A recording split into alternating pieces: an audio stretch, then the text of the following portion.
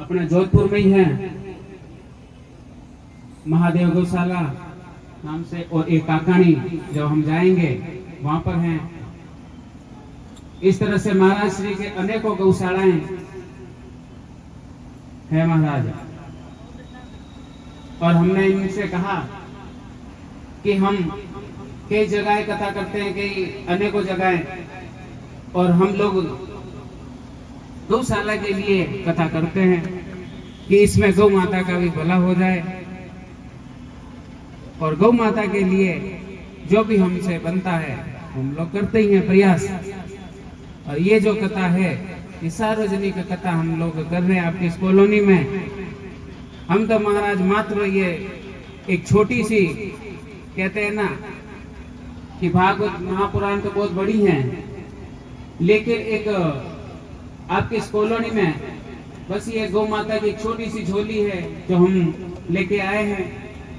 और महाराज जब हम जाएं 7वें दिन तो इस छोटी सी झोली को आप लोग भर देना, यही हमारी गौ माता से विनती है, आप लोगों से विनती है, भक्तों से विनती है। मेरे साथ ओम की ध्वनि बोलिएगा। ओ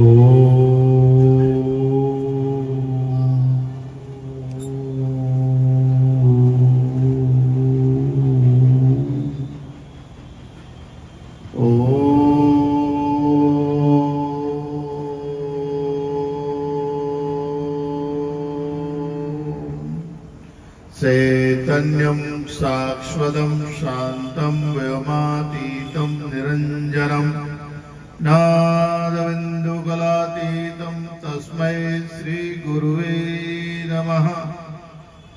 नीलाम्बुजश्यामलं कोमलांगं सीतासमारोपितभागवां पाणो महासायकचारुचापं नमामि रामं रघुवंशनाथं। वसुदेवसुतं देवं कंचजानूरमर्दनं देवकी परमानन्दं कृष्णं वन्दे जगद्गुरु, कृष्णं वन्दे जगद्गुरु। प्रेम से बोलिए सच्चिदानंद भगवान की। थोड़ा और धीरे, ऊपर बालाजी सुन लेंगे। बोलिए भागवत महापुराण की। श्री सुखदेव जी महाराज की, श्री वेद व्यास जी महाराज की, गौ माता की, गंगा गीता गायत्री गौ माता की, सत्य सनातन धर्म की, सब हरिभक्तन की। आइए 2 मिनट वाणी को पवित्र करने के लिए भगवान नाम लीजिए। कृष्ण जिनका नाम है, गोकुल जिनका धाम है, कृष्ण जिनका, कृष्ण जिनका नाम है, गोकुल जिनका धाम है, कृष्ण जिनका नाम है, गोकुल जिनका धाम है, कृष्ण जिनका नाम है, गोकुल जिनका धाम है, कृष्ण जिनका नाम है, गोकुल जिनका धाम है, जिनका नाम है, गोकुल जिनका धाम है, कृष्ण जिनका नाम है, गोकुल जिनका धाम है।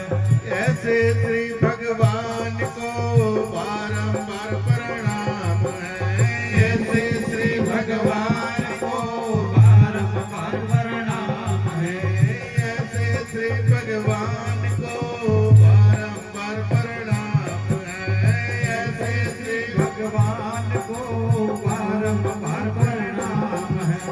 जसुमती जिनकी मैया है, नंद जिनके बाबा है, जसुमती जिनकी मैया है, नंद जिनके बाबा है, जसुमती जिनकी मैया जस जिनके बाबा है, यशोमती जिनकी मैया है, नंद जिनके बाबा है। ऐसे श्री भगवान को बारंबार प्रणाम है। ऐसे श्री भगवान को बारंबार प्रणाम है। ऐसे श्री भगवान को बारंबार प्रणाम है। ऐसे श्री भगवान बारंबार प्रणाम। अर्चनीय वंदनीय प्रातः स्मरणीय जगत नियंता की चरण चरण में विराजमान अखिल ब्रह्मांड नायक परब्रह्म परमात्मा सदगुरुदेव जगत जननी गौ माता के चरणारविंदों में शाश्वत दंडवत प्रणाम करते हुए व्यास पीठ पर सुशोभित व्यास जी महाराज, जिनको रामचंद्र जी महाराज कहते हैं, और हमारे उत्तर प्रदेश लखदास पंडित दामोदर दास जी महाराज, और उधर बंबई से पधारे हुए श्रीमान मनोज जी कनौजिया साहब, और इस संगीत को सुमधुर वाद्य बजाने वाले गंधर्व के स्वरूप में सभी पूरी टीम का यथायोग्य सम्मान करते हुए सभा में विराजमान भक्तिमयी करुणामयी जगदम्बा अम्बा अंबालिका भवानी के स्वरूप में मेरी माताएं बहने एवं जगत पिता ब्रह्मा के स्वरूप में सज्जनों बंधुओं एवं भाइयों, ब्रह्मांड में होनहार तारों की तरफ टिमटिमाते हुए बालक बालिकाएं, बड़े ही सौभाग्य की बात है कि हम सब श्रीमद् भागवत कथा का रासा आस्वादन कर रहे हैं। श्रीमद् भागवत कथा आज से प्रारंभ होकर 7 दिवस तक चलेगी। देखिए, कभी भी कोई मार्केट में प्रोडक्ट आता है तो उस प्रोडक्ट को बेचने वाले पहले उन प्रोडक्ट का ट्रायल करते हैं। क्या करते हैं? ट्रायल। आज के शब्दों में ट्रायल कह दिया है। हमारे हिंदुस्तान की संस्कृति के अनुसार उसको महत्व में कहा गया है, यानी उसका महत्व बताते, उसकी कीमत बताते, उसकी चाल चलन बताते, उसका लाभ बताते। तो श्रीमद् भागवत कथा राजा परीक्षित को सुखदेव जी महाराज ने शुक्र ताल में सुनाया। तो उन्होंने सुखदेव जी महाराज ने पहले इस भागवत का महात्म में बताया गया, क्योंकि राजा परीक्षित जब 7 दिनों का मृत्यु का जब श्राप मिल गया तो घर छोड़कर, पाठ छोड़कर, राज्य छोड़कर गंगा किनारे ऋषि मुनियों के पास जाकर उन्होंने पूछा कि महाराज, मेरी 7 दिन में मृत्यु होने वाली है। जो मृत्यु जिसके सामने खड़ी हो, उस आदमी को क्या करना चाहिए जिससे उसकी मोक्ष प्राप्ति हो जाए? तो किसी ने यज्ञ बनाया, किसी ने दान बताया, किसी ने तप बताया, किसी ने कुछ अनुष्ठान बताया। परंतु अश्वमेघ यज्ञ किया जाए तो 1 वर्ष लगता है उसमें, और तप किया जाए तो 12 वर्ष लगते हैं। ऐसे कोई भी बात समझ में नहीं आई।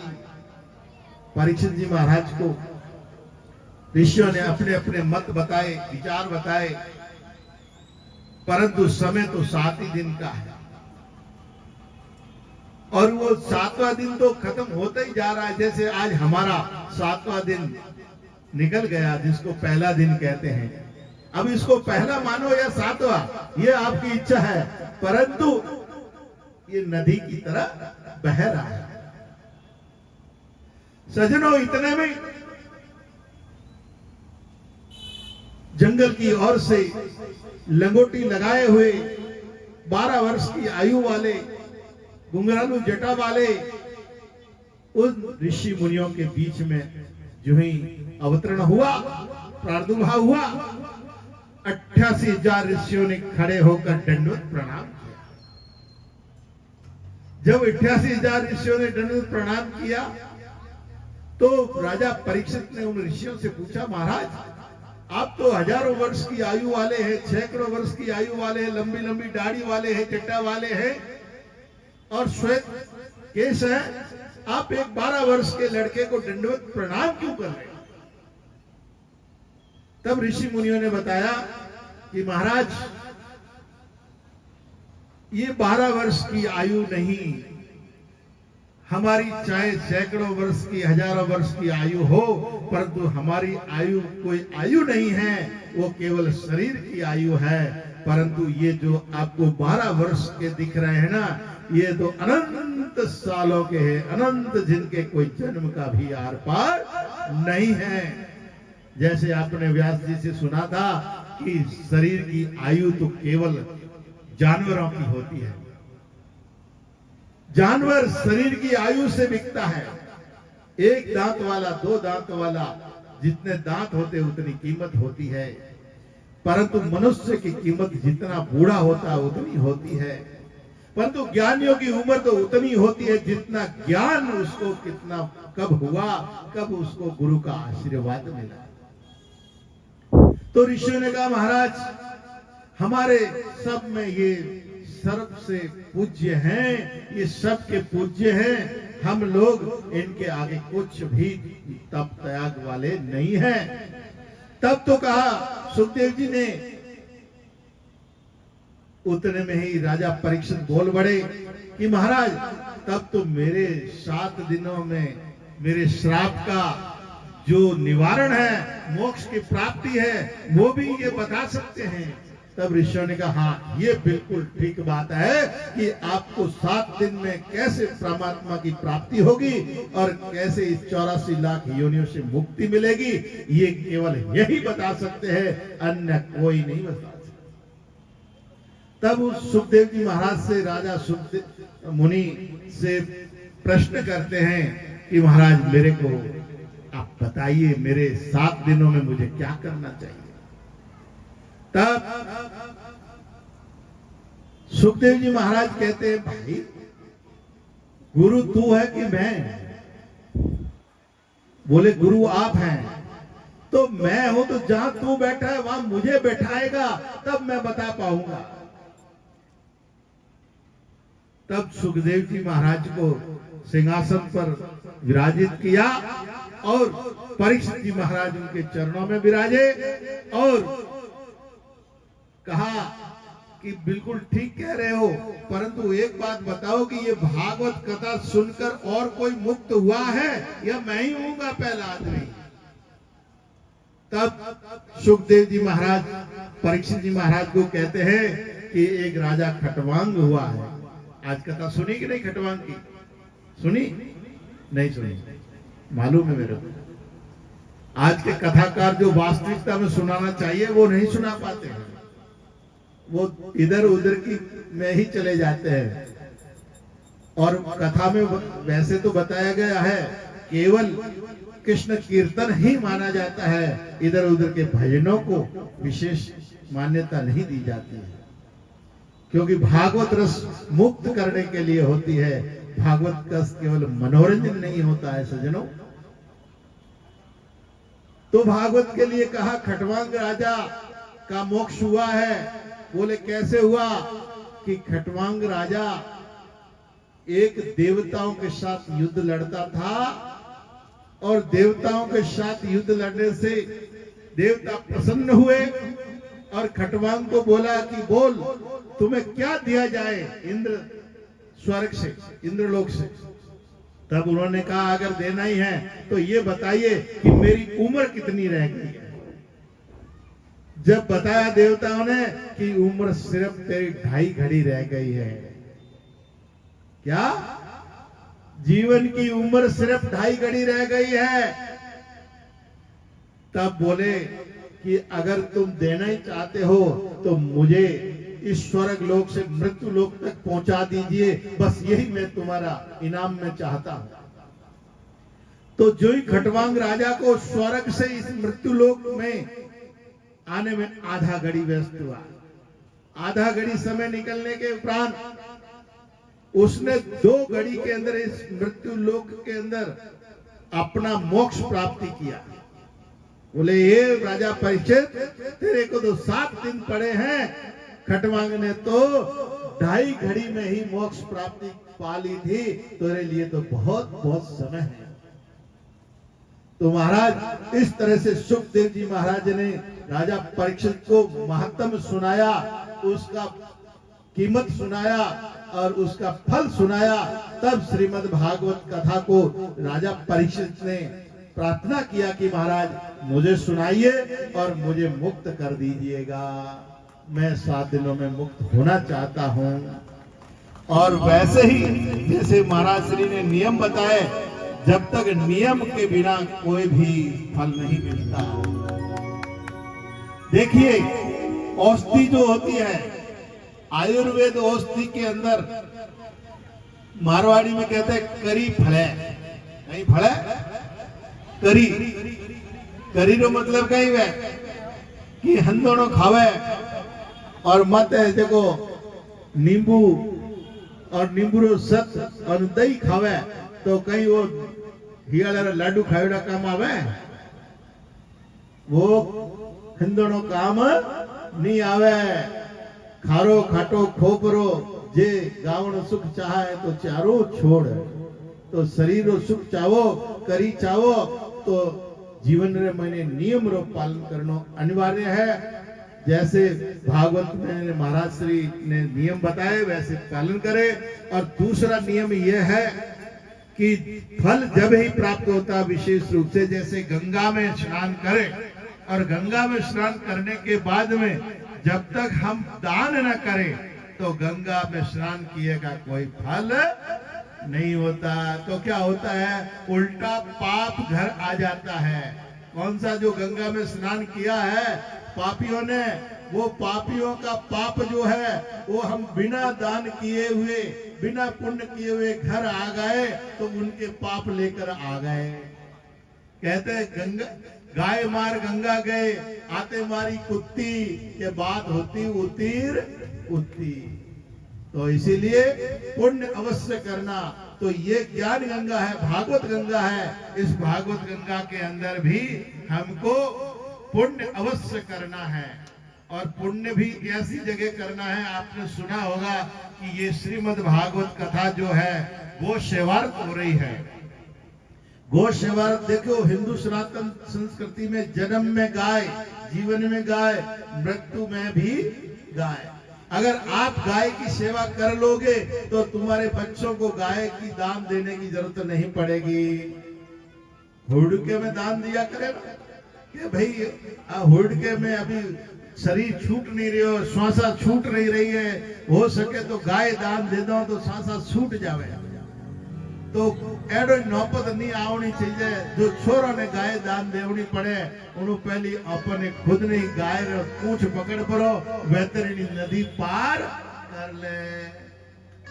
और ये ऐसी गायों के लिए कथा हो रही है जो लूली लंगड़ी आंधी पांगली, लूली लंगड़ी आंधी पांगली, जिनके स्तन खराब हो गए, जो लाते मारती है, दूध पी के घर ने लोगों ने छोड़ दी है, रोडों पे भटकी है, प्लास्टिक कोतलियां खावे, एडी गायों की सेवा होया करे। दूसरा अपने ऊपर भीड़ भजन बालाजी में जो गौशाला है, वो गौशाला भी उसी में शिफ्ट हो रही है। सबसे बड़ी बात यह है कि भीड़ भजन बालाजी के ऊपर गौशाला में जगह नहीं है, बहुत संकुचित जगह है, गाय बहुत परेशान हो रही है।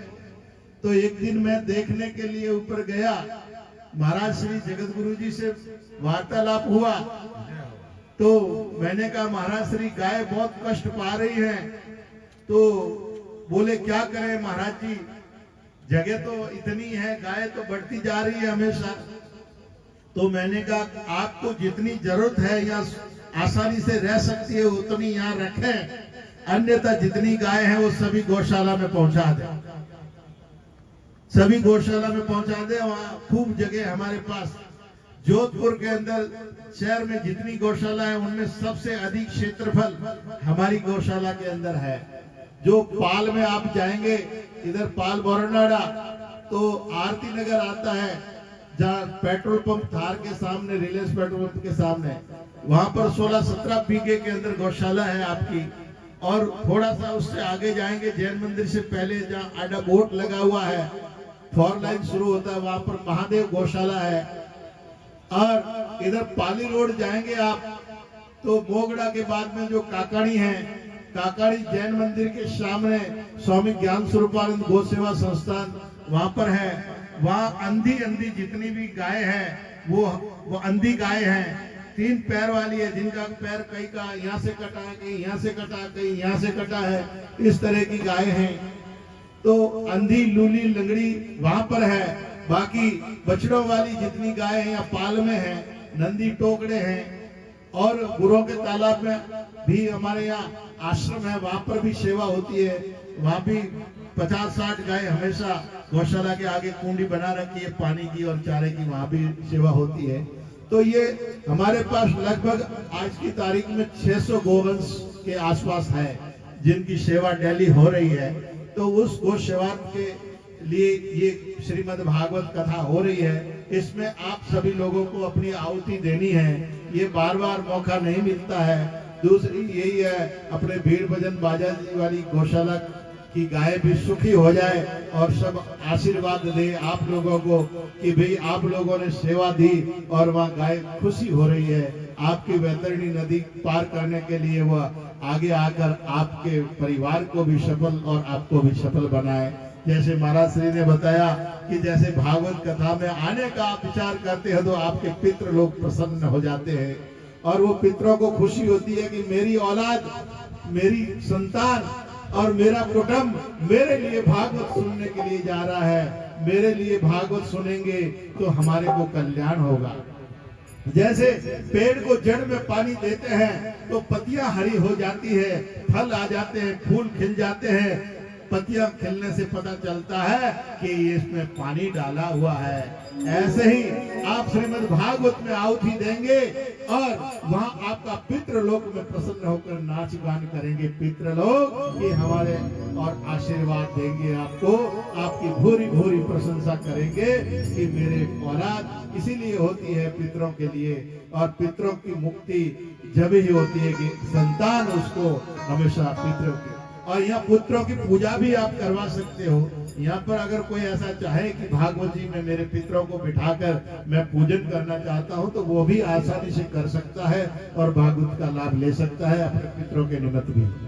अब ज्यादा नहीं कहते हुए, समय काफी हो गया, पर अभी मेरे को जरूरी थी ये बातें कहनी, क्योंकि जब तक कहूंगा नहीं तब तक आपको पता चलेगा नहीं। महाराज श्री भागवत कथा कर रहे हैं और आप लोग बीच में या लास्ट दिन एक दिन आप यहाँ जरूर पधारे, गौ माता के दर्शन करें और जीवन लाभ लेवें एक कीर्तन के साथ में। ओंकार मंगलम गौ मात मंगलम, ओंकार मंगलम गौ मात, ओंकार मंगलम गौ मात मंगलम, गौ मात मंगलम, गौ मात मंगलम, गौ मात मंगलम, गौ मात मंगलम, ओंकार मंगलम गौ मात मंगलम, ओंकार मंगलम गौ मात मंगलम, गौ मात मंगलम, ओंकार मंगलम गौ मात मंगलम, ओंकार मंगलम, ओंकार मंगलम गौ मात मंगलम, ओंकार मंगलम गौ मात मंगलम, गौ मात मंगलम, गौ मात मंगलम, गौ मात मंगलम। बोले कृष्ण कन्हैया लाल। हरि